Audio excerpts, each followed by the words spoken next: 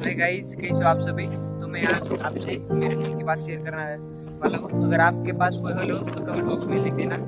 तो गाइस वो कैसा है ना, मैं कभी भी किसी से डरता नहीं, लेकिन जब से मैंने ये वीडियो कंटेंट क्रिएशन शुरू किया है ना, स्टार्ट किया है ना, तब से मेरे को डर लगने लगा है। और किससे लगने लगा है पता है क्या? मैं तो नहीं भी जाता, लेकिन मेरे को पब्लिक से डर लगता है। मतलब बाहर वाली ऐसा लगता है कि अगर मैंने वीडियो बना दिया कुछ अलग तरीके का, तो मेरे बारे में लोग क्या सोचेंगे, इसका डर है। हाँ, फिलहाल तो मैं किधर भी वीडियो शुरू करता हूँ, हाय गाइस, गुड मॉर्निंग, किधर भी शुरू हो जाता हूँ, लेकिन जो होते हैं ना आस पड़ोस के, उनसे डर लगने लगा है।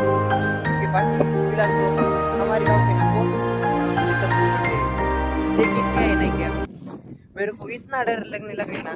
मैं जब वीडियो स्टार्ट करता हूँ ना बनाने के लिए, तब मेरे को नहीं क्या एक ऐसा डर लगता है कि यार अगर मैंने वीडियो में मम्मी जी को ले लिया तो लोग मम्मी को क्या बोलेंगे, मेरे को क्या बोलेंगे, अगर मैंने इसको ले लिया तो उसको ही क्या बोलेंगे, ये डर लगने लगा है। तो फिलहाल तो अगर आपका सपोर्ट हो तो कमेंट बॉक्स में यस लिख देना, डन लिख देना, तो मैं वीडियो डालूंगा। लेकिन मेरे को एक दिक्कत है कि इनसे डर कैसा निकलू ये ये मेरे समज में नाही आ रहा।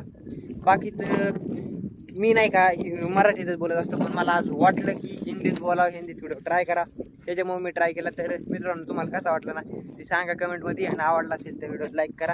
आणि खरंच नाही का मला ते जसं बेवच वाटत आहे बरं का, पण ते कसं कमून वाटत आहे का काही समजा ना। हा ही जेवढे मला गावातले सपोर्ट करते ना ते लई सपोर्ट करते, तर काही त्यांची अडचण नाही, पण बाकीचेच आहेत ना काही, त्यांच्यामुळं हे होतंय।